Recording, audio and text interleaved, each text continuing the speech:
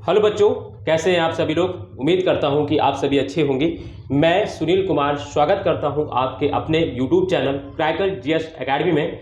बच्चों, हमने जो है यहाँ पर जो फिजिकल ज्योग्राफी की सीरीज शुरू की थी और जिसमें हम लोग क्या कर रहे थे, हम लोगों ने 2 क्लास कर ली थी, है ना। मतलब हम लोग भौतिक भूगोल की हम लोगों ने सीरीज शुरू की थी परसों से, और जिसकी आज हम लोग 3rd क्लास कर रहे हैं। ठीक है, तो जब मैंने फर्स्ट क्लास ली थी बच्चों, अगर हम बात करें फिजिकल ज्योग्राफी की या भौतिक भूगोल की, तो मैंने आपको वहां पर सिलेबस बताया कि कैसे हम लोग क्या कौन कौन से टॉपिक होते हैं इसमें कवर करते हैं। ठीक है, यूपीएससी प्री एंड मेंस दोनों का टॉपिक हमने कवर किए। दूसरी चीज़ हमने बताया कि क्या स्ट्रेटजी रहेगी, कैसे नोट्स बनाना है आपको हमारे क्लास, हम जब हमारे से पढ़ रहे हैं आप तो आपको कैसे क्लासेस करते रहना है और कैसे नोट्स बनाना, ये मैंने बताया था। फिर मैंने बताया कि कौन सी बुक्स आपको पढ़नी है, बाकी और कुछ नहीं। ठीक है, कल से हम लोगों का एक टॉपिक शुरू हुआ था, यानी हम लोग अगर बात करें तो हम लोगों ने कल से एक टॉपिक शुरू किया था सौर मंडल की, है ना, यानी ब्रह्मांड तथा सौर मंडल की उत्पत्ति। कल हम लोगों ने ये टॉपिक शुरू किया था, तथा सौर मंडल की उत्पत्ति। ठीक है, origin of solar system and ब्रह्मांड universe, solar system and universe, origin of solar system and universe, है ना। तो हम लोगों ने कल इसको पढ़ा था। तो कल हमने जब इसको पढ़ाना शुरू किया तो हमने कहा कि इसमें हम लोग क्या क्या पढ़ेंगे। ठीक है, क्या क्या पढ़ेंगे, तो हमने कहा कि इसमें हम लोगों ने 3-4 चीजें हमको पढ़नी है। सबसे पहली चीज मेरे बच्चों, अगर हम बात करें तो मैंने कहा कि हम सबसे पहले तो यही जानेंगे कि ब्रह्मांड की उत्पत्ति कैसे हुई है, ब्रह्मांड की उत्पत्ति कैसे हुई है। ठीक है मेरे बच्चों, सेकंड क्लास में हम ये जानेंगे कि जो पृथ्वी है उस पृथ्वी की कैसे उत्पत्ति हुई है, कैसे अस्तित्व में आई है, ये हमने कहा कि हम इसमें ये पढ़ेंगे। फिर मैंने कहा कि जो सूर्य है बच्चों, सूर्य से संबंधित कुछ सिद्धांत है, सूर्य से संबंधित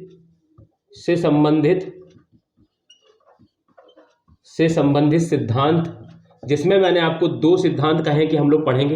एक तो मेरे बच्चे हम इसमें पढ़ेंगे जियोसेंट्रिक कॉन्सेप्ट पढ़ेंगे इसमें। ठीक है, यानी जियोसेंट्रिक अवधारणा पढ़ेंगे, और दूसरा इसमें पढ़ेंगे हेलियोसेंट्रिक कॉन्सेप्ट पढ़ेंगे।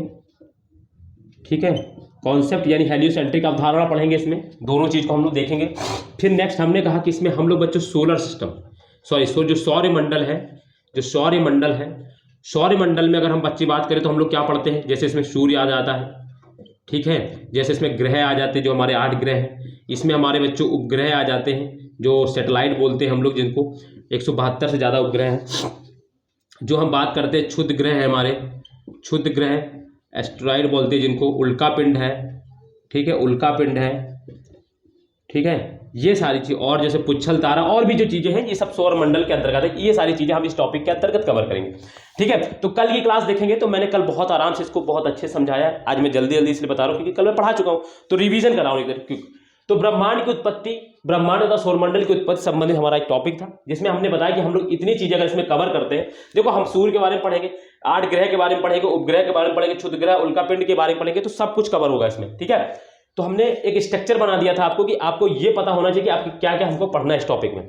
तो मैंने कल की क्लास में ब्रह्मांड की उत्पत्ति से संबंधित मैंने कल कॉन्सेप्ट बताया कि कैसे ब्रह्मांड की उत्पत्ति, क्या हुआ, कैसे हुआ, सारा कुछ मैंने कल पहले बताया, फिर मैंने उसको लिखाया।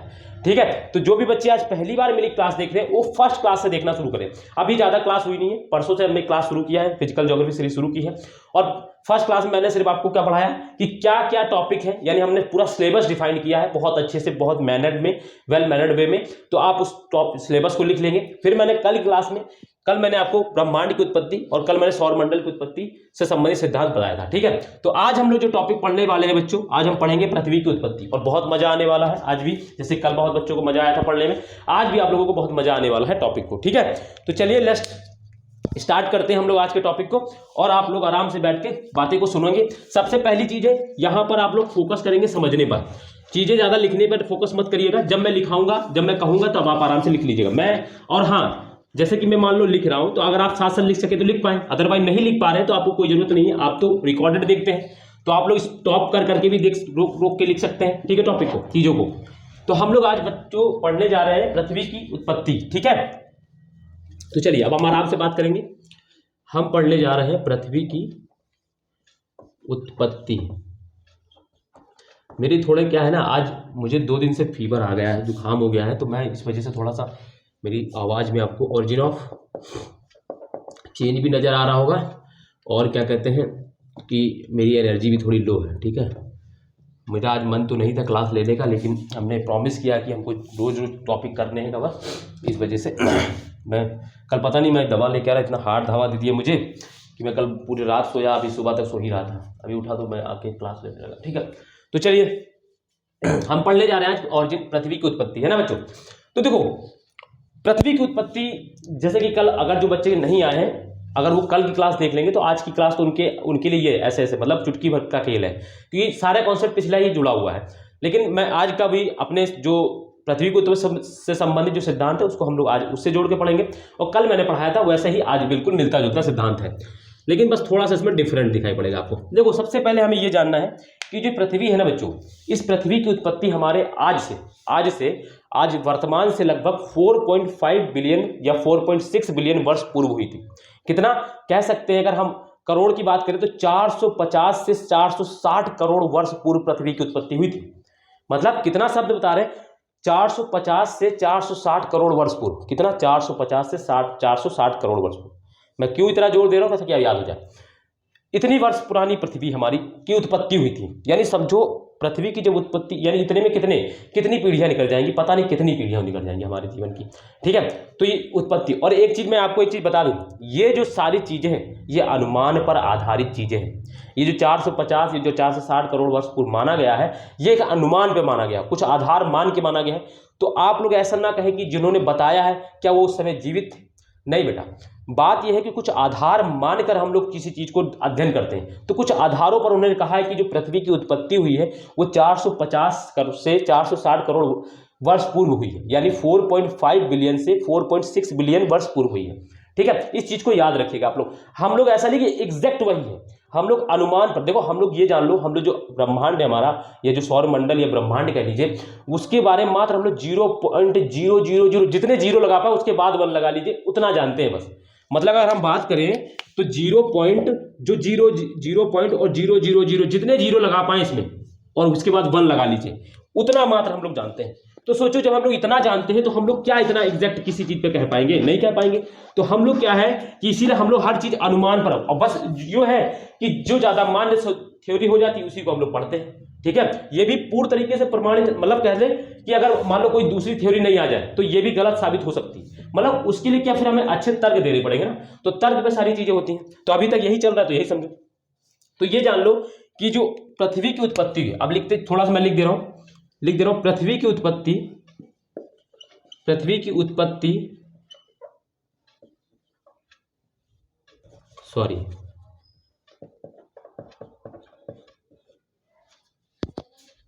पृथ्वी की उत्पत्ति किसी न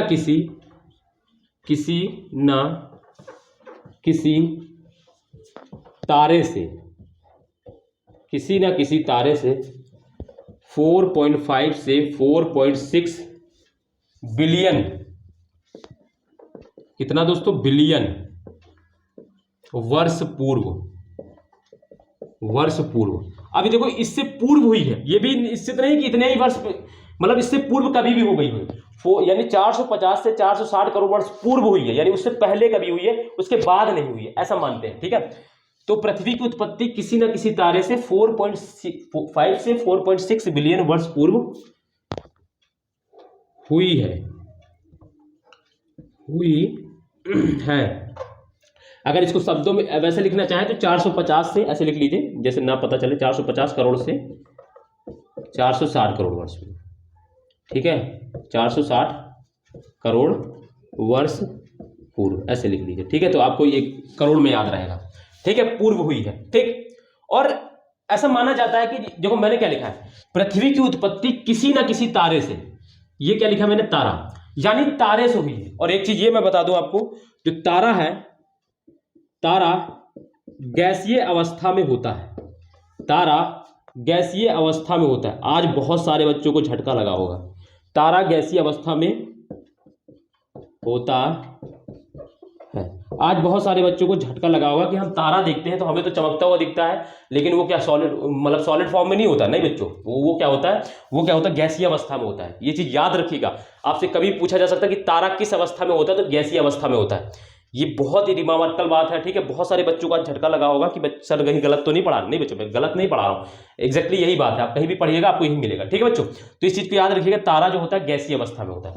इसका मतलब यह है, अगर हम और इसको डिफाइन करें, हम पृथ्वी के बारे में पढ़ रहे हैं तो हम इसका थोड़ा सा और इसको अगर आप इलुबरेट कर दो तो लिख सकते हैं ना। इसका मतलब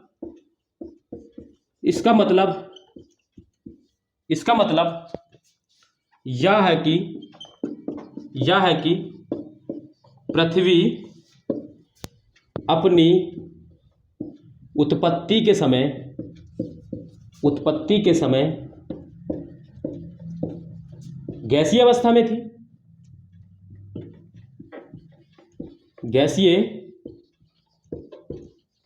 अवस्था में थी। लिख सकते कि नहीं लिख सकते? हमने कहा कि पृथ्वी की उत्पत्ति किसी न किसी तारे से हुई है। फिर मैंने बताया कि तारा जो होता है वो गैसीय अवस्था में होता है। इसका मतलब यह है कि जब पृथ्वी की उत्पत्ति हुई थी वो क्या था, वो उस समय क्या थी, गैसीय अवस्था में थी। क्लियर है? इतनी बात बच्चों क्लियर है? ठीक है, तो ये बात आपको एकदम याद रखना है। और सबसे पहली चीज याद रखना कि तारा जो होता है वो गैसीय अवस्था में होता है, ठीक है। तो इस चीज को याद रखेंगे, सबसे पहली चीज याद हो गया। चलिए अब हम आगे बात करते हैं, ठीक है। अब हम आगे बात करेंगे। देखो आगे हम बात करते हैं तो हमने क्या बताया कि जब पृथ्वी क्या थी, एक गैसीय अवस्था में थी, ठीक है। ये मान लो मैंने इस तरीके से कोई पिंड बना दिया, ये मान लो कोई पिंड है, ठीक है। जो पृथ्वी क्या थी, उसका तारे से हुई उसकी उत्पत्ति। तो उस समय जब वो थी इस तरीके थी, किस और कैसे थी, वो गैसीय अवस्था में थी, ऐसी थी और गैसीय अवस्था में थी, ठीक है। क्या है ये पृथ्वी है। और कब की बात कर रहा हूं, ये 460 करोड़ वर्ष पूर्व या 450, जो भी मैं 60 कर लिख दे रहा हूं, ठीक है। मैंने ऊपर लिखा भी है 460 करोड़ वर्ष पूर्व की बात मैं कर रहा हूं, ठीक है। ये पूर्व की बात कर रहा हूं, इस तरीके में थी, ठीक है। और ये जो मैंने क्या बताया था, मैंने कल आपको बताया था कि जो सौरमंडल है वो सौरमंडल हमेशा क्या होता है, मूविंग होता है, हमेशा मूव करता रहता है, कहीं एक ही जगह पे स्थिर नहीं होता है। स्थिर हो जाएगा तो दोस्तों ब्रह्मांड में सारी चीजें रुक जाएंगी। तो जो सौरमंडल या ब्रह्मांड है वो हमेशा मूव करता रहता है। तो यानी मूव कैसे कर सकता है, वहां की जो बॉडीज है, यानी जो वहां के जो पिंड है वो सब मूव करते रहते हैं। तो इसी तरीके जब ये पृथ्वी गैसीय अवस्था में थी, जब ये उत्पत्ति हुई गैसीय अवस्था में, तब उस समय ये क्या करती, अपने क्या करती, घूर्णन कर रही थी, ठीक है ना। तो पृथ्वी क्या कर रही थी, पृथ्वी घूर्णन कर रही।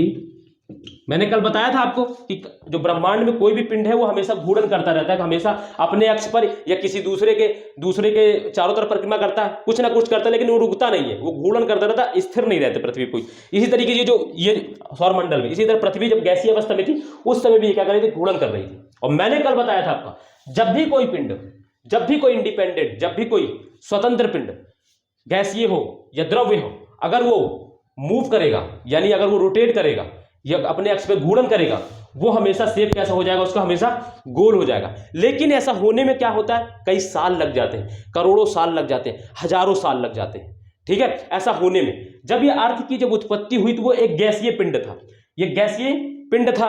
वो किस शेप में था हमें ये नहीं पता है, एग्जैक्टली किस शेप में था हमें ये नहीं पता है। लेकिन हमें ये पता है कि जब कोई भी इंडिपेंडेंट बॉडी मूव करती है अपने अक्ष पर, रोटेट करती है या रोटेट करती है, तो वो क्या हो जाती है, गोल शेप में, अपने आप को गोल शेप में बनाने का प्रयास करती है। और कुछ सालों बाद, करोड़ों सालों बाद या हजारों साल बाद वो बॉडी जो होती है वो गोल शेप में हो जाती है। ये मैंने कल आपको बताया था। तो इसी तरीके से जो अर्थ है वो 460 करोड़ वर्ष पूर्व जब उत्पत्ति हुई थी वो किस शेप में थी हमें नहीं पता, लेकिन हमें यह पता है कि जब ये अपने अक्ष पर रोटेट कर रही थी तो हजारों करोड़ों साल बाद क्या होगा, इसका ये क्या हो जाएगी, गोल शेप में हो जाएगी, ठीक है। तो इसको मैं आगे बनाने वाला हूं। इतनी चीजें लिखी, इतनी चीजें समझ में आएगी नहीं पहले, ठीक है। चलिए हम आगे बताते हैं। देखो बात को चीजें समझते चलिएगा बहुत आराम से चीजों को, ठीक है। चलिए आगे हम बात करेंगे, लिखते भी चलिएगा और चीजें बनाते भी चलिएगा। ना लिख पाए और आपको मान लो पहली बार में, जैसे बहुत सारे बच्चे होते हैं उनका लिख भी लेते, साथ में समझ भी लेते, तो उनके लिए दिक्कत नहीं। मगर जो लोग मान लो जिनको समझ में नहीं आता, खाली वो पहले बार आप लोग समझ लीजिए, वीडियो पॉज कर करके आप लोग के पास ऑप्शन है, आप आराम से वीडियो क्या कर सकते हैं, लिख भी सकते हैं, ठीक है, तो आप लोग वो भी कर सकते हैं। अदरवाइज पहली बार में समझ लीजिए, दूसरी बार में स्पीड बना के आप उसका नोट्स बना लीजिए, 2 बार वीडियो देख लीजिए, तो आपकी चीजें एक तो कॉन्सेप्ट भी क्लियर हो जाएगा 2 बार में, और दूसरी चीज आपका नोट्स भी अच्छे से बन जाएगा। तो मैंने क्या बताया कि गोल पहले 460 करोड़ वर्ष की थी, किस शेप में थी हमें नहीं पता, लेकिन वो अपने आप से वो घूर्ण कर रही थी। फिर इसके बाद क्या हुआ, ये क्या हुआ, घूर्णन करने लगी। जब घूर्णन कर रही तो हर इस तरीके से घूर्णन कर रही थी यार, ठीक है, इस तरीके से घूर्णन कर रही थी, ठीक है। घूर्णन करते करते क्या हुआ, ये गोल शेप में आ गई। और ये कब हुआ, ये मेरे बच्चों 440 करोड़ वर्ष पूर्व हुआ, करोड़ वर्ष पूर्व हुआ, ठीक है। ये कब हुआ मेरे बच्चों, ये 440 करोड़ वर्ष पूर्व हुआ। अर्थ क्या हो गई, गोल हो गई। और ये गोल अर्थ भी क्या कर रही थी अपने अक्ष पर, भाई घूर्णन तो अभी भी अक्ष का जारी है, तो घूर्णन कर रही थी।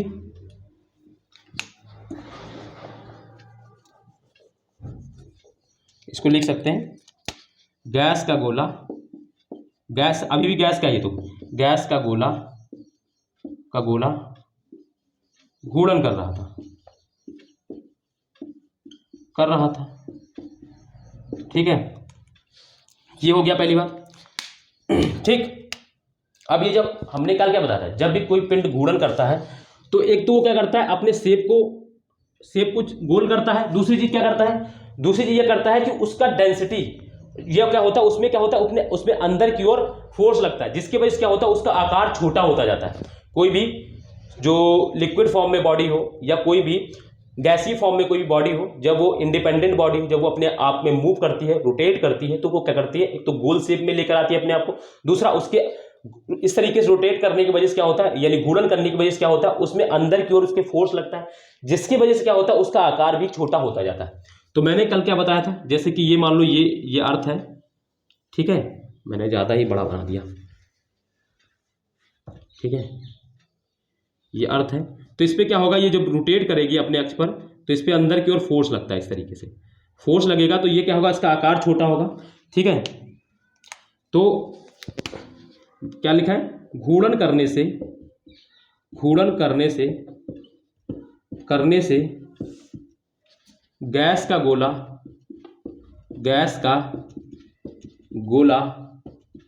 संकुचित मतलब सिकुड़ गया, संकुचित होगा, जिससे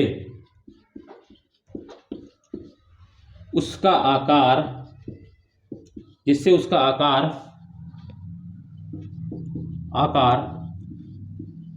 छोटा होगा। भाई जाहिर सी बात है, जब भी कोई बॉडी संकुचित होगी, जैसे मेरा ये हाथ है, मैं अपने हाथ को देखो, ये मेरा हाथ है, इसका शेप देखो अभी किस तरीके, लेकिन मैं इसको, ये क्या कर रहा है, संकुचित कर रहा हूं मैं, देखो इसके शेप क्या हो रहा है, मैं संकुचित कर रहा हूं, तो ये क्या हो रहा है, इसका शेप क्या हो रहा है, आकार क्या हो रहा है, छोटा होता जा रहा है, हो गया छोटा। तो इसी तरीके से ये जो बॉडी है ये क्या कर रही थी, जब अपने घूर्णन अक्ष पे घूर्ण कर रही थी, तो इस पे क्या हो रहा था, इस पे कुछ अंदर की ओर फोर्स लग रहे थे, जिसकी वजह से क्या हो रहा था, इसके जो गैस का गोला है ये संकुचित हो रहा था, और संकुचित हो रहा था जिससे उसका आकार छोटा होगा, ठीक है, आकार छोटा होगा। जब आकार छोटा होगा तो मैंने कहा कि इसकी डेंसिटी क्या होती, बढ़ती है। जैसे क्या है, मान लो कोई भी चीज है, जैसे ये है, ठीक है, मान लो ये गैप है, ये इतनी जगह गैप है, मैं अगर इसको ऐसे प्रेस करूंगा तो इसके बीच में क्या होगा, जैसे अब देखो बात यहाँ पे मैं इस तरीके से तो नहीं समझा पाऊंगा, लेकिन मान लो कोई रबड़ की वस्तु हो, अगर उसको क्या करें, आप प्रेस करें, तो पहले उसका शेप कुछ और रहेगा, लेकिन प्रेस करेंगे तो वो क्या होगा, उसका शेप छोटा हो जाएगा। शेप तो छोटा होगा, लेकिन एक चीज ये भी जान लीजिए, पहली बार जब आपने प्रेस किया था तो आपको कम फोर्स की जरूरत पड़ेगी, लेकिन जब आप दूसरी बार प्रेस करेंगे तो आपको ज्यादा फोर्स की जरूरत पड़ेगी। क्यों? क्योंकि उसकी डेंसिटी बढ़ गई, इसी वजह से क्या होगा, वो क्या होगा, वो उसके जो अणुकण है वो पास आ गए, इसके यानी उसकी डेंसिटी बढ़ गई, इसलिए हमको ज्यादा फोर्स लगाना पड़ेगा। फिर क्या होगा, फिर फोर्स लगाएंगे तो फिर वो सिकुड़ के छोटा हो जाएगा और डेंसिटी और कम हो जाएगी। अब वो इतने पास आ जाएगी कि अब अगर आप ज्यादा फोर्स लगाएंगे या तो वो टूट जाएगा या तो वो फट जाएगा, लेकिन वो डेंसिटी क्या होगी, उससे ज्यादा कम नहीं होगी। इसी तरीके से मैंने इसमें बताया कि जब गोल गोल घूमने की वजह से क्या हुआ, इसका आकार छोटा होगा तो डेंसिटी बढ़ेगी, यानी क्या होगा, उसका आकार छोटा होगा तो आयतन छोटा हुआ, और इसका क्या होगा, तापमान बढ़ेगा, उसका क्या होगा, तापमान बढ़ेगा। अब इधर समझो, इतनी चीजें पहले आपने लिखी कि नहीं लिखी, ठीक है, इसलिए लिखे, चलो आगे हम बात करेंगे इसमें, ठीक है। इतनी चीजें बनाते चलिएगा, लिखते चलिएगा, सारी चीजें क्लियर हो जाएंगी आपको। ठीक है मेरे बच्चों, देखो चीजें थोड़ी सी क्रिटिकल है, आपने पहली बार इसको सुन रहे होंगे तो आपको लग रहा होगा सर क्या बता रहे हैं। मैं कह रहा हूँ आपको पूरे यूट्यूब पे पूरा यूट्यूब छान मारिएगा, आपको इस तरीके से कोई पढ़ाते हुए नजर नहीं आएगा। बहुत कम टीचर हैं जो पढ़ाते हैं इस सब चीज़ों को, और वो भी क्या करें, वो उनकी कुछ बाउंडेशन होते हैं, इस वजह से वो पढ़ाते ही नहीं है, वो पेड क्लासेस में होते हैं। तो मैंने क्या कहा कि ये जो गोला है ना, तो जिसके कारण क्या हो, देखो आकार छोटा होगा, जिससे आकार छोटा होगा, जिसके कारण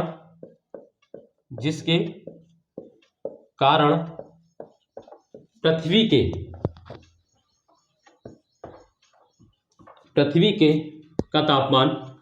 का तापमान, अब मैं कुछ ब्रैकेट में लिख रहा हूं, उसको ध्यान से पढ़िएगा, आंतरिक भाग का, ठीक है, आंतरिक भाग का, बाहरी भाग का नहीं, आंतरिक भाग का। बहुत सारे बच्चों के मन में सवाल आ रहा होगा।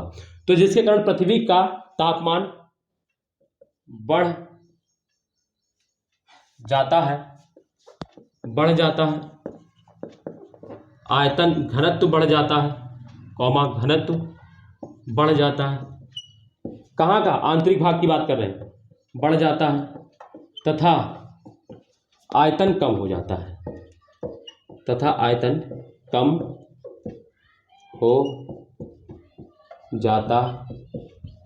है। किसी कारण आकार छोटा हो जाने की वजह से, आकार छोटा हुआ जिसके कारण पृथ्वी का तापमान, आंतरिक भाग का तापमान, ठीक है, बढ़ जाता है, घनत्व बढ़ जाता है, तथा आयतन कम हो जाता है। इतनी चीजें समझ में आई, ठीक है, आयतन कम हो जाता है, ठीक है। ये चीजें आपको क्लियरली समझ में आ गई कि नहीं आ गई, ठीक है, आई कि नहीं आई, ठीक है। अब आयतन कब हुआ, तो ये क्या हुआ, ये मूव कर रहा था, अपने रोटेट कर रहा था, जिसके वजह से हुआ क्या, अभी इसमें क्या हुआ, ये क्या हुआ, फिर क्या हुआ, जब ये कम हुआ आयतन, इसका क्या हुआ, आंतरिक भाग का तापमान बढ़ गया, लेकिन बाहरी भाग में तापमान कम हुआ, जिसके वजह से क्या हुआ, ये जो पिंड था, ये जो गैसीय पिंड था, ये एक तप्त मैग्मा में परिवर्तित हो गया। ये जो पिंड था, ये क्या हुआ, ये जो अर्थ थी, ये क्या हुआ, अर्थ का, इसलिए कि पृथ्वी तप्त मैग्मा, क्या मैंने क्या लिखा, ऊपरी सतह तप्त मैग्मा में परिवर्तित हो गया,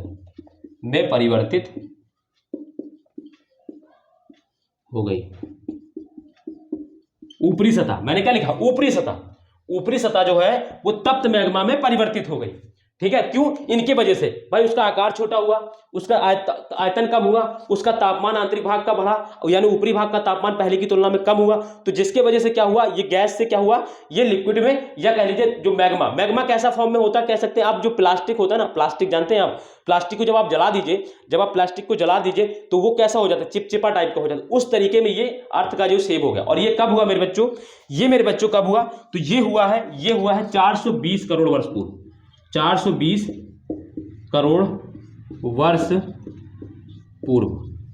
ये कब हुआ, ये 420 करोड़ वर्ष पूर्व हुआ है, ठीक है, 420 करोड़ वर्ष पूर्व हुआ है। तो पृथ्वी तप्त मैग्मा के रूप में, मैग्मा यानी जिसका ऊपर जो ऊपरी सतह, मैंने लिख दिया इसलिए, ऊपरी सतह तप्त मैग्मा में परिवर्तित हो गई, ठीक है, कब, 420 करोड़ वर्ष पूर्व में, ठीक है।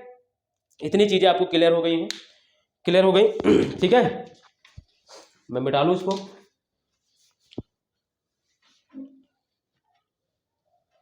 ठीक, ये बात हो गई। चलिए एक एक चीजें लिखते चलेंगे, एक एक चीजें समझते चलेंगे, बाद में एक बार रिवीजन जरूर करिएगा बच्चों। ये टॉपिक थोड़ा सा क्या है, मैं इसको मिटाल देता हूँ, ठीक है, तो मुझे ज्यादा स्पेस मिलेगा। ये टॉपिक क्या है कि थोड़ा सा क्रिटिकल है, बहुत सारे लोग पहली बार ही पढ़ रहे होते हैं, सुन रहे होते हैं, तो उनके दिमाग में एक बार भेजे में नहीं जाता। मैं बता दूं, मैंने जब मैं अपने समय, जब मैं पढ़ाई, मतलब अभी भी करता हूँ, ऐसा नहीं है, जब मैं पहली बार मैंने इसको पढ़ा था, मैंने कम से कम इसको 2-3 बार पढ़ा था, और अब तो मैं कम से कम 4-5 बार तो पढ़ा ही चुका हूँ, 6-7 बार तो मैं खुद ही रिवीजन कर चुका, तो मुझे याद हो गया कैसी चीजें, ठीक है भाई। अब ये देखो तप्त मैग्मा में बदल, लेकिन ये क्या है, पृथ्वी तप्त मैग्मा में परिवर्तित हो गया, लेकिन पृथ्वी अपने अक्ष पर घूर्णन कर रही थी, पृथ्वी अपने अक्ष पर घूर्णन कर रही थी। भाई मैग्मा में परिवर्तित हो, लेकिन घूर्णन तो जारी रहेगा, घूर्णन कर रही थी, ठीक है, घूर्णन कर रही थी, ठीक है। घूर्णन कर रही थी, ठीक है। अब घूर्णन करने से क्या हुआ, पहले तप्त मैग्मा परिवर्तित हुआ, फिर क्या हुआ, घूर्णन कर रही थी, घूर्णन करने की वजह से क्या हुआ। अब ये चीज जानो, समझो, मेरी एक चीज को समझिएगा आप लोग, मेरी एक चीज को समझिएगा कि ये जो अर्थ की जो सतह है, ठीक है, इसमें क्या होगा, चट्टान का निर्माण होगा, ठीक है। अब देखो, पृथ्वी अपने अक्ष पर घूर्णन कर रही थी, जिसके वजह से जिसके कारण लिख सकते हैं, जिसके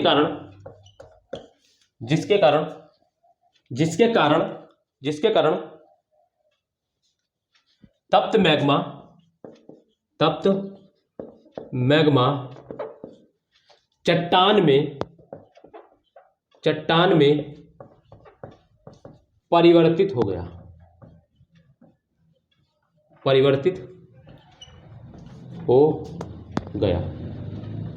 अब यहां पर एक चीज नोट करना है आपको, मैं नोट करके जो चीज लिखा रहा हूं उस चीज को समझना ज्यादा जरूरी है, फिर मैं इसको भी अभी समझाता हूं। पहले एक जो नोट करा रहा हूं उसको लिखिएगा, मैं नोट करके जो चीज लिखा रहा हूं उसको समझने का आपका प्रयास करिएगा। मैं कह रहा हूं पृथ्वी की सतह काफी विस्तारित है, यानी काफी फैली है, ठीक है। इसलिए प्रत्येक क्षेत्र में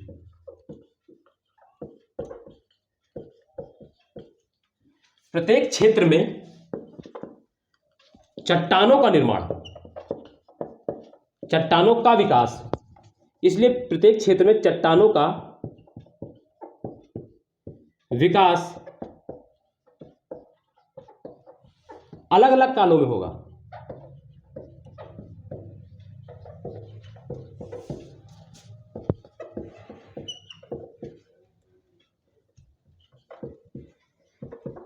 भाई इसको समझेंगे, ये बात सबसे इंपॉर्टेंट है। वो मैंने समझा दिया कि पृथ्वी अपने अक्ष पर घूर्णन कर रही थी, जिसके कारण तप्त मैग्मा चट्टान परिवर्तित, ये तो समझ गए, क्योंकि ये स्टेज से एक स्टेज से दूसरे स्टेज परिवर्तित हो रहा है, वो तो मैंने पिछले भी समझाते आ रहा हूं, लेकिन ये सबसे इंपॉर्टेंट काम है।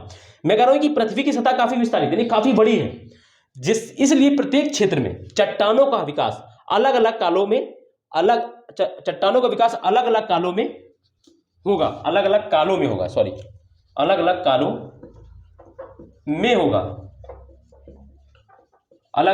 में होगा, इसलिए चट्टानों का निर्माण अलग अलग कालों में होगा।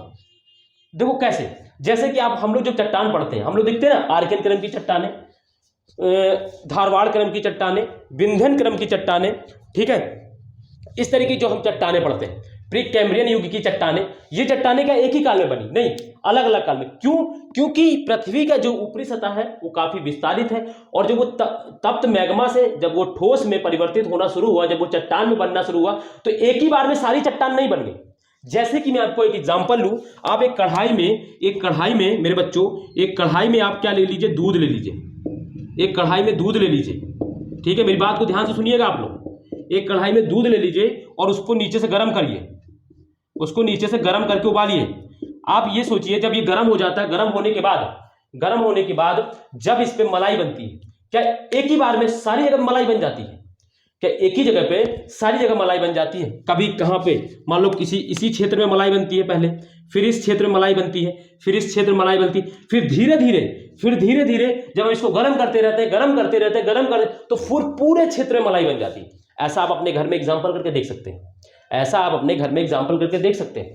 भाई दूध को गर्म करिए, दूध को गर्म जब हम करते हैं तो पूरे क्षेत्र में, यानी जो पूरा हांडी का जो पूरा स्पेस है, इस पूरे क्षेत्र में क्या एक ही बार में मलाई बन जाती है? नहीं बच्चों, पहले कहीं थोड़ी सी मलाई बनेगी, फिर यहाँ पर थोड़ी सी मलाई बनेगी, फिर यहाँ पर थोड़ी सी मलाई बनेगी, यानी हर थोड़ी बने, फिर इसके बाद क्या होगा, धीरे धीरे पूरे क्षेत्र में मलाई बन जाएगी। इसी से समझ सकते हैं आप ये कि पृथ्वी की सतह काफी विस्तारित है, इसीलिए प्रत्येक क्षेत्र में चट्टानों का विकास अलग अलग काल में। अब मैंने क्या लिखा था ऊपर, मैंने लिखा था जिसके कारण, मैंने कहा पृथ्वी अपने अक्ष पर घूर्णन कर रही थी, जिसके कारण तप्त मैग्मा चट्टान में परिवर्तित हुआ। यानी ये चट्टान में परिवर्तित तो हुआ कब?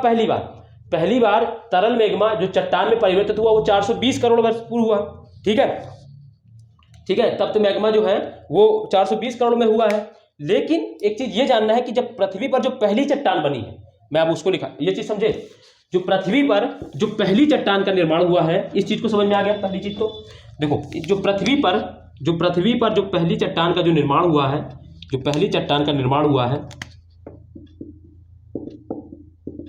जो पहली चट्टान का निर्माण हुआ है वो हुआ है 410 करोड़ वर्ष पूर्व। ये बहुत इंपॉर्टेंट फैक्ट है, बहुत सारे लोगों को नहीं पता हो। 410 करोड़ वर्ष पूर्व। ठीक है। चट्टानों पर जो पृथ्वी पर पहली चट्टान सॉरी इसको ऐसे लिख देता हूं, पहली चट्टान ऐसे लिख लो, फिर ब्रैकेट में करके लिख लो, पहली चट्टान और ब्रैकेट में करके लिख लो 410 करोड़ वर्ष पूर्व, 410 करोड़ वर्ष पूर्व। वही चूल्हे, वही दूध वाला। अब याद कीजिए, पहले इतनी जगह बना, फिर पहली 410 करोड़ में आई, तप्त मैग्मा जो है, तप्त मैग्मा जो था वो पहली बार क्या हुआ, पहली बार जब ठोस में जब परिवर्तित हुआ, कब परिवर्तित हुआ, ठोस में 410 करोड़ वर्ष पूर्व पहली चट्टान बनी। कब, जब तरफ है, ठीक है। फिर इसके बाद दूसरी चट्टान, फिर इसके बाद देखो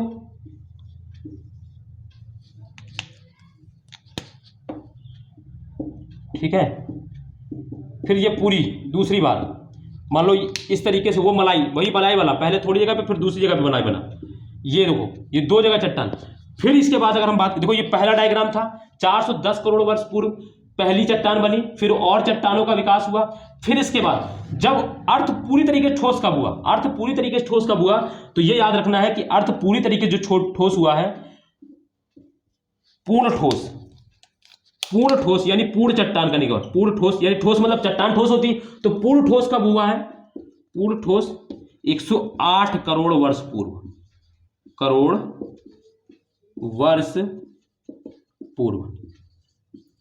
तो 108 करोड़ वर्ष पूर्व पूर्ण ठोस यानी पूरा चट्टान जो अर्थ है, पूरी चट्टान। देखो एक चीज ये जान लो, जो अर्थ होती है, अर्थ में चाहे समुद्र हो, समुद्र के नीचे भी तो एक लेयर होगी ना, वो भी तो ठोस होगी, वरना समुद्र का पानी क्या हवा में रहता है? नहीं। एक तो हम जिस पे खड़े हैं वो तो ठोस है, वो चट्टान ठोस है। दूसरा, समुद्र के नीचे जो सतह होती है वो भी तो ठोस होती। तो यानी पूरी अर्थ दोस्तों क्या है, ठोस है। पानी वाले भाग नीचे है ना, पानी के नीचे भी तो चट्टान है, तो पानी वाला भाग भी तो ठोस होगा भाई। पानी के नीचे जो चट्टान है वो भी तो ठोस है, पानी हवा में तो है नहीं कहीं, वो भी तो नीचे ठोस है, कहीं ना कहीं तो समुद्र में नीचे ठोस है। तो अर्थ पूरी तरीके से ठोस थी। पहले अर्थ में क्या हुआ, पहले ठोस बनी, तो अर्थ पूर्ण ठोस कब हुई है, वो 108 करोड़ वर्ष पूर्व। ये इतनी कहानी आपको समझ में आ गई कि नहीं आई? देखो थोड़ा लंबा प्रोसेस है, थोड़ा चीजें आपको नहीं, अगर लग रहा होगा कि थोड़ा सर हैवी हो रहा है, तो बच्चों अभी मैं इसके लिए तो सॉरी कहूंगा, क्योंकि इससे अच्छा कोई आपको नहीं समझा पाएगा, इससे अच्छा आपको कोई नहीं समझा पाएगा जितनी अच्छी चीज़ें मैं आपको एक्सप्लेन कर रहा हूँ। और ये चीज़ें मैं कह रहा हूँ यूट्यूब पे कोई नहीं पढ़ाता। डर ये है उनको कि मैं इस तरह की वीडियो लेकर आऊँगा तो बच्चे देखेंगे नहीं, बच्चे व्यूज़ नहीं करेंगे, तो उनको मेहनत बेकार। लेकिन मेरा ये काम नहीं, क्योंकि मैं चाहता हूँ कि मेरे व्यूज़ भले कम रहे, लेकिन बच्चे जो देखें वो अन्य बच्चों से आगे रहें। वो पेपर में अगर बैठे तो उनको लगे ना कि सर ने ये मुझे नहीं पढ़ाया, मुझे ये नहीं आता, उन्हें सब कुछ आता। ठीक है, ये बात भी, तो ये चीज को समझना है, बात को समझे। तो ये मैंने ये कहा कि पूर्ण ठोस यानी पूरी चट्टान जो ठोस अर्थ जो पूरी है, वो पूरी कब बनी है, वो 108 करोड़ वर्ष पूर्व बनी। ठीक है, तो पहली चट्टान का निर्माण मैंने क्या बताया था, 410 करोड़ वर्ष पूर्व है। फिर वही मलाई वाला सिस्टम, दूध में गर्म होगा तो पहले थोड़ी मलाई बनेगी, फिर और मलाई बनेगी, फिर इसके बाद धीरे धीरे पूरे जो लेयर है, पूरा जो हड़ाई का जो पूरा है, ऊपर पूरे में लेयर फैल जाएगी। इसी तरीके से ये पूरा बाद में जाके 108 करोड़ वर्ष पूर्व पूरी ठोस हो गई। ठीक है, तो ये बात आ गई। अब तो हम दोस्तों बच्चों क्या होगा, ठोस हो गई। ठीक है, ठीक है, अब आगे बात करेंगे। देखो बनाते भी चलना है और चीजों को लिखते भी चलना है। ठीक है,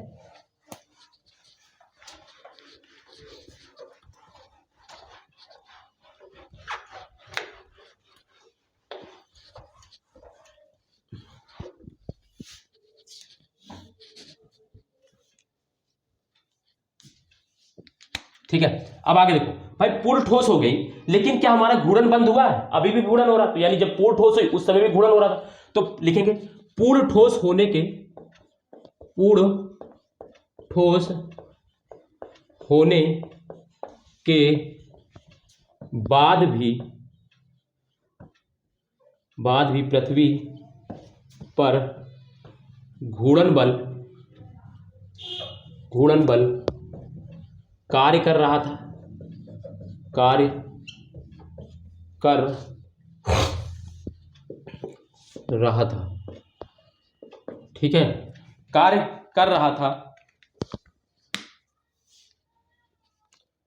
पूर्ण ठोस होने के बाद भी पृथ्वी पर घूर्णन बल कार्य कर रहा था, जिससे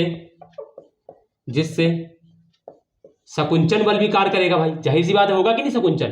भाई जब घूर्णन करता रहेगा तो शकुंचन, जिससे शकुंचन बल भी कार्य कर रहा था, जिससे शकुंचन बल भी लग रहा था, ऐसे लिख लो, जिससे शकुंचन बल भी लग रहा था,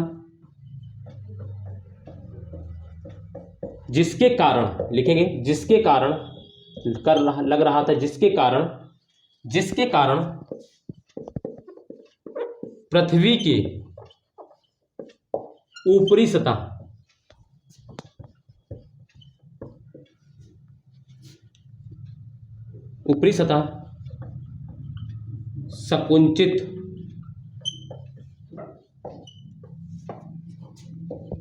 संकुचित हुई, जिसके कारण पृथ्वी की ऊपरी सतह संकुचित हुई।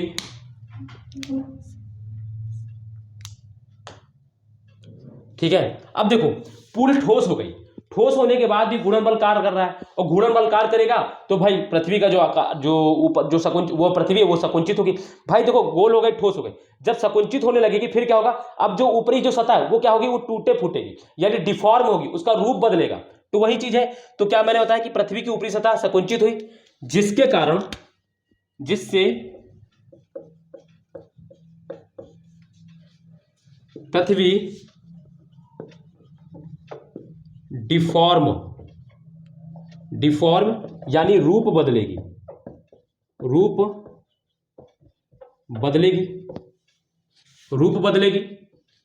डिफॉर्म होगी, ब्रैकेट में कर लेंगे, रूप बदलेगी, डिफॉर्म होगी।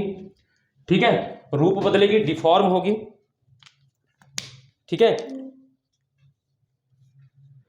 है भाई, जब संकुचित होगी, डिफॉर्म होगी, रूप बदलेगी, तो इससे क्या होगा? पृथ्वी का जो ऊपरी सतह है वो सपाट नहीं रह जाएगा। वो क्या होगा? सपाट नहीं रह जाएगा, एक सतह समान है, वो सपाट नहीं रह जाएगा, जिससे लिखेंगे जिससे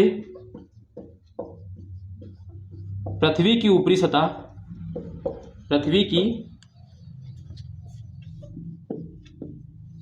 सतह समान व सपाट नहीं रह जाएगी। जाहिर सी बात है, टूटेगी फूटेगी तो क्या होगा? समान व सपाट नहीं रह जाएगी।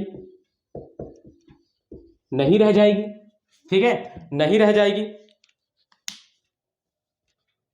और जब टूटेगी फूटेगी, सपाट नहीं रह जाएगी, तो क्या होगा? जो उच्चवाचीय यानी जो जैसे पर्वत पठार, ये सारी चीजें जो खड्डे वड्डे बन जाते हैं, वो कैसे हुए? इसी वजह से हो जाएंगे। तो इससे क्या होगा? इसको छोड़ो, उच्चवाचीय संरचना का विकास हो जाएगा, वो छोड़ दो। बस इतना जान लो कि समान व सपाट नहीं रह जाएगी। हमें अर्थ को समझना है, हमको ज्यादा वो उधर डिटेल में नहीं जाना। ठीक है, वरना आप लोग थोड़ा सा पानी पी लो बच्चों, कंफ्यूज हो जाए। इतनी चीजें समझ में, हमने ये जान लिया कि पृथ्वी का जो पूर्ण मेन, देखो ये मेन नहीं था, हमने जो पीछे पढ़ा है पृथ्वी का जो पूरा अच्छे जो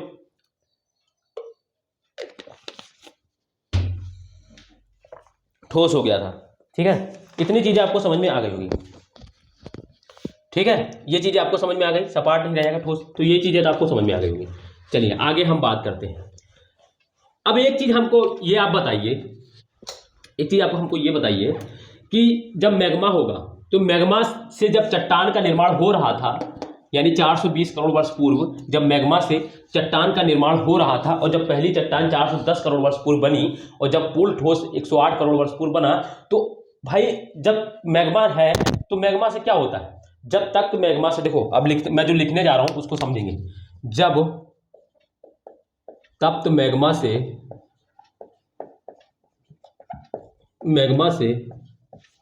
चट्टान का निर्माण हो रहा था, या विकास हो रहा था,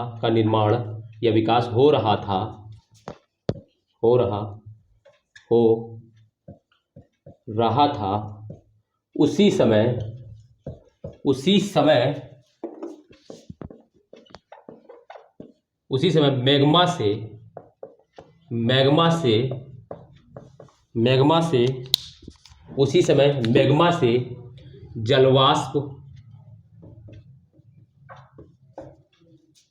धूलकण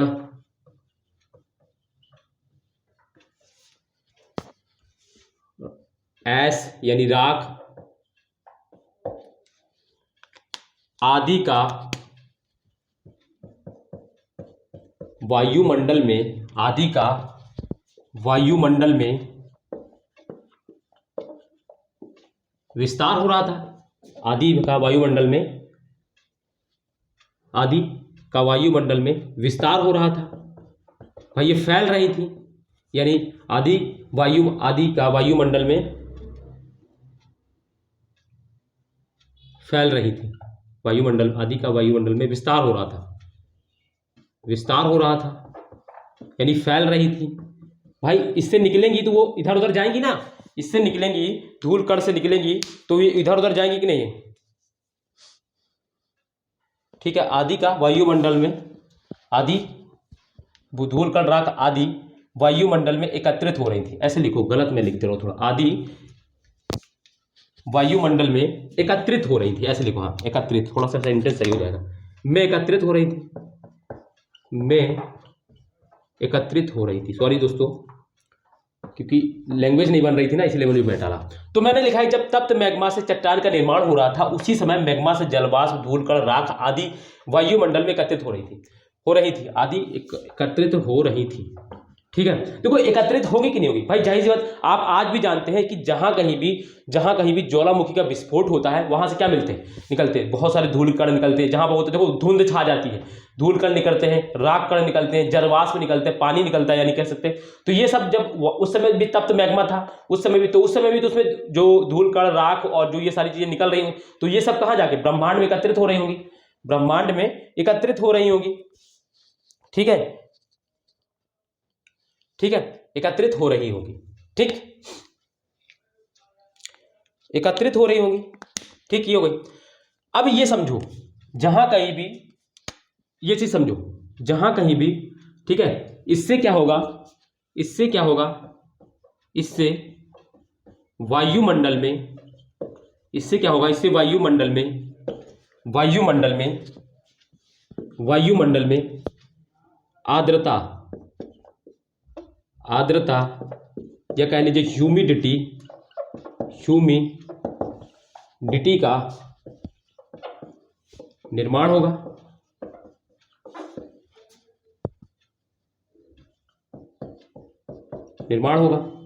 जिससे क्या होगा, वायुमंडल में, इससे वायुमंडल में ह्यूमिडिटी या आर्द्रता का निर्माण होगा, आर्द्रता बनेगी, आएगी। ठीक है, आर्द्रता का निर्माण होगा। ठीक है, ठीक है। अब ये समझो, देखो जैसे क्या होता है, जैसे जलवाष्प है, ठीक है, फिर धूल कण है, ठीक है, राख है या ऐश जिसको बोलते हैं, ऐसे ऐश, ठीक है, ऐश। अगर इनकी बात करें, इन तीनों के मिलने से क्या होता है, इनके एकत्रित होने से, इनके एकत्रित होने से बादलों का निर्माण होता है, बादलों का निर्माण होता है। होगा कि नहीं होता भाई? आप सभी जानते हैं, जब ये सब जाते हैं, इसी से क्या होता है, बादलों का निर्माण होता है, बादलों का निर्माण होता है, इनके एकत्रित होने से बादलों का निर्माण होता है। अब देखो, जब ये प्रोसेस चल रहा था, यानी जब तप्त मैग्मा से चट्टान का निर्माण हो रहा था, उसी समय मैंने कहा कि मैग्मा से जलवाष्प, धूलकण, राख आदि का वायुमंडल में एकत्रित हो रही थी। इससे वायुमंडल में आर्द्रता का निर्माण हो रहा था। इससे क्या हो रहा था, और जब जलवाष्प, धूलकण, राख इस सब क्या हो, एकत्रित होने से बादलों का निर्माण हो रहा था। लेकिन इसी समय एक घटना और हुई, ठीक है, इस समय एक घटना ये हुई कि यहां पर क्या हुआ, एक पिंड, इन्हीं कालों में, ऐसे लिखेंगे, इन्हीं कालों में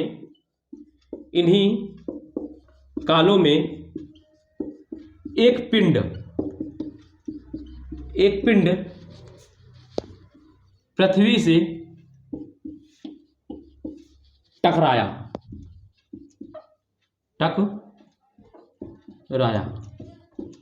इन्हीं कालों में एक पिंड पृथ्वी से टकराया। ठीक है, टकराया, जो यह पिंड टकराने के बाद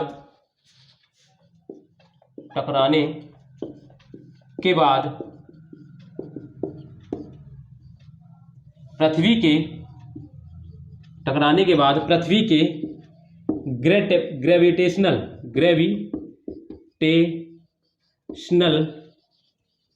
पुल, यानी जो क्षेत्र उसका है ग्रेविटेशनल पुल से बाहर नहीं जा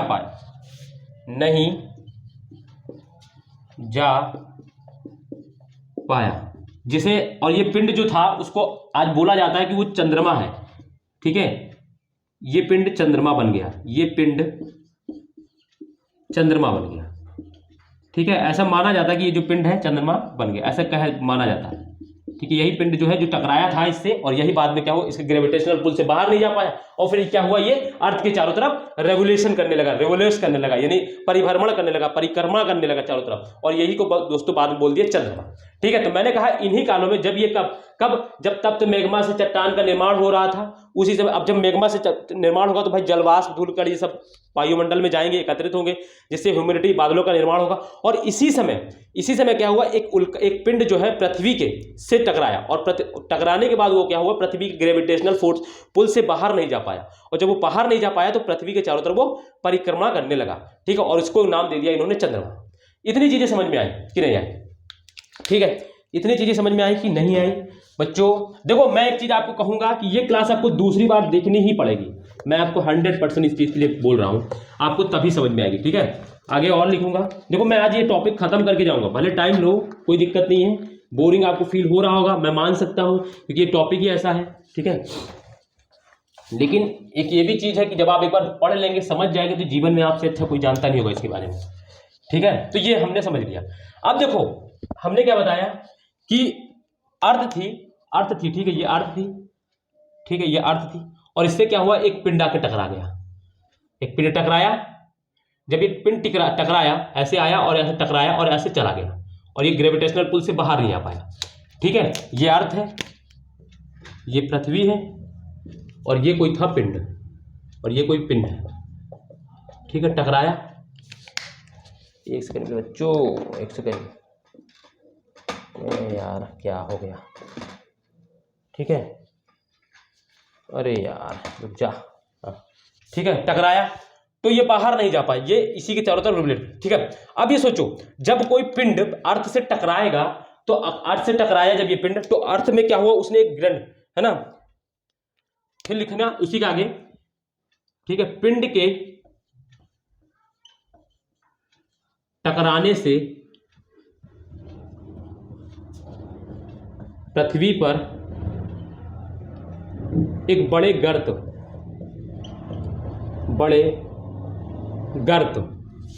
जिसको गड्ढा भी बोल सकते, गर्त यानी जिसको डिप्रेशन भी बोल सकते,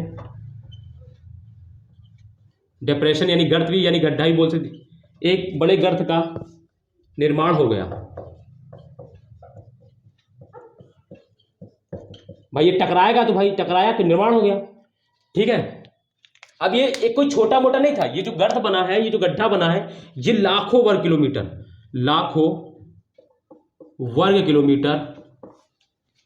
लंबा गड्ढा, किलोमीटर लंबा गर्त बना है ये। ठीक है, लंबा गर्त बना है। ठीक, कैसा, अब समझो, जैसे कि ये अर्थ है, इसको समझेंगे, ये ऐसे टकराया तो इसने अर्थ को इस तरीके से शेप में बना दिया, तो ये गोल अर्थ है। ठीक है, ये इस तरीके से, तो ये जो अर्थ है, ये अर्थ है। ठीक है, ये अर्थ है। अब इससे जब ये टकराया तो ये गर्त बन गया, ये गर्त हो गया इसका। ठीक है, और ये पूरी जो है ये गोलाकार अर्थ पृथ्वी है, गोलाकार, ये गोलाकार क्या है, पृथ्वी है, गोलाकार पृथ्वी है। ठीक है, इस तरीके से इस गर्त का निर्माण हो गया। भाई टकराएगा तो भाई जाहिर सी बात बहुत बड़े गड्ढे में वो एक गर्त बनाएगा, तो इसने क्या किया, एक लाखों किलोमीटर गर्त बनाया। अब पीछे लौटो, पीछे जब मैंने लिखाया कि बादलों का निर्माण हुआ। ठीक है, बादलों के निर्माण से का अनुमान है कि 10 लाख वर्षों तक लगातार वर्षा होती रही। ठीक है, जब ये गर्त ऐसे बन गया, इसके बाद क्या हुआ, फिर आगे चले, मिटा लें इसको, फटाफट बनाओ इसको। ठीक है, आपने बना लिया होगा, आप तो पॉज करके बना सकते हैं। ठीक है, चलिए फिर आगे हम आते हैं। ठीक है, जब ये गर्त बन गया तो क्या हुआ, हमने क्या बताया, बादल बन गए थे, बादल बने तो क्या हुआ, फिर बारिश होगी कि नहीं होगी, बादल बनते तो बारिश होती है, तो बारिश हो गई। अब क्या हुआ, बादलों के बनने से, हमने क्या बताया वहां लिखाया था पीछे, बादलों के बनने से, लिखेंगे बादलों के बनने से, बादलों के बनने से अनुमान है कि, अनुमान, अब देखो यहां पे मैंने क्या लिखा, अनुमान, अनुमान लगाया जाता है, अनुमान है कि 10 लाख वर्ष तक, 10 लाख वर्षों तक, 10 लाख वर्षों तक लगातार वर्षा होती रही। समझ रहे हो ना बात को, 10 लाख वर्षों तक लगातार वर्षा होती रही, वर्षा होती रही। अब भाई वर्षा होती रही, जिससे वर्षा का जल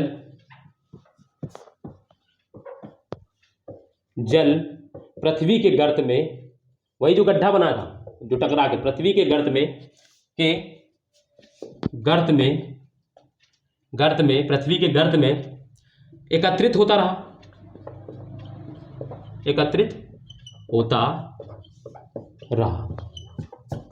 ठीक है, अब समझो कि जैसे ये अर्थ था, ये गोल अर्थ है, ठीक है, मैंने कहा कि ये इस तरीके से, इसमें कह लो ये हमारा अर्थ का जो सॉलिड वाला पार्ट है, ये गड्ढा था, ठीक है, ये गड्ढा था और ये सॉलिड वाला पार्ट है, ये क्या है, सॉलिड वाला पार्ट है और ये गड्ढा। अब जब बारिश होगी तो इसमें पानी भर गया, यही जब ये पानी भरा ना बच्चों, ये जो पानी भरा, इसी को जो भूगोलज्ञ हैं या जो ज्योग्राफर हैं वो इसको बोलते हैं पेंथाल्सा नाम दिया इसका नाम दिया पेंथाल्सा। अब पेंथलासा नहीं होता वैसे, पेंथाल्सा होता, ठीक है, नाम समझ लीजिएगा। बहुत सारे लोग आप लोग पेंथलासा बोलते, नहीं, वो गलत शब्द है, पेंथाल्सा बोलते हैं उसको, पेंथलासा नहीं होता, पेंथलासा गलत टर्म है, ठीक है, पेंथाल। और ये जो सॉलिड वाला पार्ट है, ये जो सॉलिड वाला पार्ट है, इसी को इन्होंने क्या नाम दिया, ये जो सॉलिड वाला पार्ट है, ये जहां पर पानी नहीं भरा, ये जो गर्त के अलावा जो क्षेत्र बचा था, इसको इन्होंने पेंजिया नाम दिया। क्या नाम दिया, पेंजिया, ठीक है, पेंजिया। अब एक चीज समझो, ये जो देखो, अब ये जो समझो, एक चीज समझो, ये जो गर्त है, गर्त में जो पानी भरा, अब भाई पानी के नीचे भी तो ये क्रस्ट है ना, देखो नीचे क्रस्ट होगी तभी तो पानी रुक पाएगा, तो इस क्रस्ट को हम बोल सकते हैं ना, देखो ये ओशियन बन गया, पानी है यानी ओशियन, तो इसको महासागरीय भूप्रपट्टी हम बोल सकते हैं, महासागरीय भूप्रपट्टी बोल सकते हैं, ठीक है, नाम है इसका, यानी इसको ओशियनिक क्रस्ट बोल सकते हैं, ओशियनिक क्रस्ट। अभी क्रस्ट क्या होता है हम आगे पढ़ाएंगे, अभी आप बस इतना समझ लें। और ये इसको हम क्या बोल सकते हैं, महाद्वीपीय भूप्रपट्टी, महाद्वीपीय भूप्रपट्टी, यानी महाद्वीपीय यानी कॉन्टिनेंटल क्रस्ट बोल सकते हैं। और ये कब बना, ये कब हुआ, कब पेंथलासा और कब पेंजिया का निर्माण हुआ है, तो ये हुआ है, ये आज से लिखोगे, आज से लगभग 25 करोड़ वर्ष पूर्व, 25 करोड़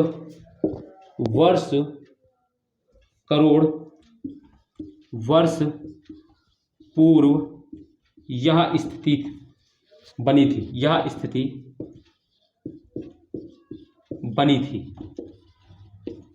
यानी जो पेंजिया है और जो पेंथलासा का निर्माण कब हुआ था, आज से 25 करोड़ वर्ष पूर्व, ठीक है। तो यहां तक हमें देखो, हमें अर्थ पे क्या पढ़ना था, हमें अर्थ पे जो महासागर है वो कैसे बने ये जानना था, अर्थ पर जो लैंड फॉर्म है वो कैसे बना ये जानना था। अब आगे की कहानी कि यहां से कॉन्टिनेंट कैसे आए हैं, यहां से 5 महासागर कैसे बने हैं, ये जो चीजें हैं ये आगे हम कॉन्टिनेंटल ड्रिफ्ट थ्योरी में आपको पढ़ाएंगे। आगे का चैप्टर है ये, कब हम लोग पढ़ेंगे, जब हम आपको लैंडफॉर्म्स थ्योरी, लैंडफॉर्मेशन थ्योरी पढ़ाएंगे, जहां पर आपको continental drift theory, sea floor spreading theory, है ना, प्लेट टेक्टोनिक थ्योरी, ये सारी चीजें पढ़ाएंगे, तब हम उसमें यहां तक जो अर्थ की उत्पत्ति से संबंधित जो सिद्धांत है वो यहीं तक जाता है।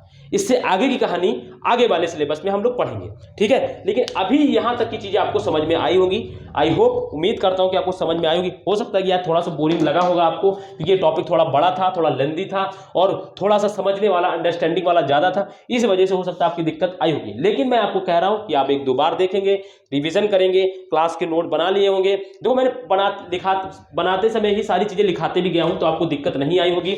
और अगर थोड़ी सी भी दिक्कत हो तो क्लास तो आपके पास रिकॉर्डेड पड़ी नहीं रहेगी। आप रिवीजन करें, बार बार देख लें, 2-3 बार देख लें, आपकी चीज़ें समझ में आ जाएंगी। ठीक बच्चों, तो उम्मीद है कि बच्चों आपको सेशन अच्छा लगा होगा, और हाँ सेशन मजा आया होगा तो वीडियो को लाइक करेंगे, कमेंट करेंगे, चैनल को सब्सक्राइब कर लेंगे, अगर नहीं किया, नए हैं तो सब्सक्राइब जरूर कर लें, और बेल आइकन को जरूर प्रेस कर लें, क्योंकि जो भी वीडियो मैं अगर डालूं उसका नोटिफिकेशन तभी आपके पास जाएगा जब आप ऑल नोटिफिकेशन वाला बटन टच कर लेंगे। ठीक है, तो ऑल नोटिफिकेशन लगा लीजिए अपने वीडियो पर, मतलब अपने चैनल, मेरे चैनल पर, ताकि जो भी वीडियो मैं डालूं उसका कंटेंट आप तक पहुंच जाए। ठीक है बच्चों, तो और वीडियो को शेयर जरूर करें अपने दोस्तों को, अपने जो भी जानने वाले उन तक जरूर ये वीडियो पहुंचाएं। ठीक है, थोड़ा सा मुझे आज जवान सूख रही तो इस वजह से मैं थोड़ा जल्दी कर दे रहा हूँ। ठीक है, तो बाकी हम लोग कल करेंगे, तो इससे आगे का हम लोग बच्चों कल करेंगे। कल हम लोग जो सूर्य संबंधी जो सिद्धांत है, जियोसेंट्रिक और हेलियोसेंट्रिक जो सिद्धांत है उनको हम कल पढ़ेंगे। ठीक बच्चों, तो चलिए आज हम लोग यहीं तक रखते हैं, बाकी कल मिलेंगे, तब तक के लिए अपना ध्यान रखिए। जुड़ने के लिए धन्यवाद, नमस्ते, बाय, जय हिंद।